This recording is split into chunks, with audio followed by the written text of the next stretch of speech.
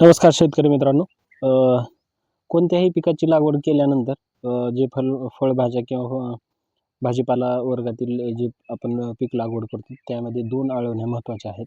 कारण पहिली आळवणी आपणाला रोप सेट करण्यामध्ये जाते आणि दुसऱ्या आळवणीमध्ये आपणाला रोपांची चांगल्या प्रकारे वाढ करून मर होण्यापासून आपणाला संरक्षण मिळतं. तर मी पहिली आळवणी केली होती त्यावेळेस मला चांगला अनुभव आला होता, पण रोपांची मर जास्त झाली होती त्यामुळे दुसरी आळवणी करणं गरजेचं वाटलं.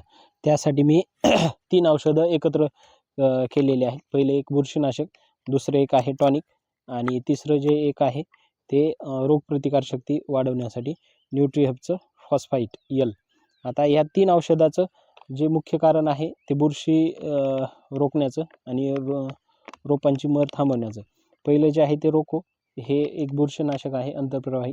यामुळं जे बुरशीजन्य रोग आहे त्यांना प्रभावी काम करतं, म्हणजे थांबवतं. दुसरं जे औषध आहे ते हेमाक्लेप, हे पांढऱ्या मुळ्यांची संख्या वाढवतं, फांद्यांची संख्या वाढवतं.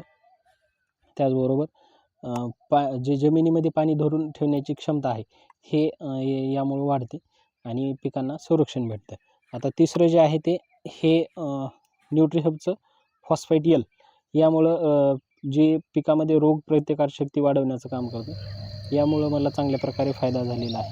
आता ह्या तिन्ही औषधाचं जे प्रमाण आहे ते 250-250 मिली ह्या 2 औषधाचं मी वापरलेलं आहे. न्यूट्रीहबचं फॉस्फाईट एल आणि हेमाक्लेप. आणि बुरशीनाशक जे आहे ते 100 ग्राम हे औषध मी 60 लिटर पाण्यामध्ये मिश्रण करून प्रति 40 मिली प्रति झाडाप्रमाणे मी दिलेलं आहे. आता हे माझं रान आहे जे आहे ते जवळपास 14 ते 15 गुंठे रान आहे आणि जवळपास 1000 रोपं आहेत सर्वच भाजीपाल्याचे. त्यामुळं मी हे प्रमाण घेतलेलं आहे आणि याचा फायदा मला चांगल्या प्रकारे झालेला आहे. रोपांची चांगल्या प्रकारे वाढ झालेली आहे, फांद्यांची वाढ झालेली आहे आणि रोपांची मर थांबलेली आहे. तर ह्या दुसऱ्या आळवणीचा मला चांगल्या प्रकारे फायदा झालेला आहे. तर जर तुम्हाला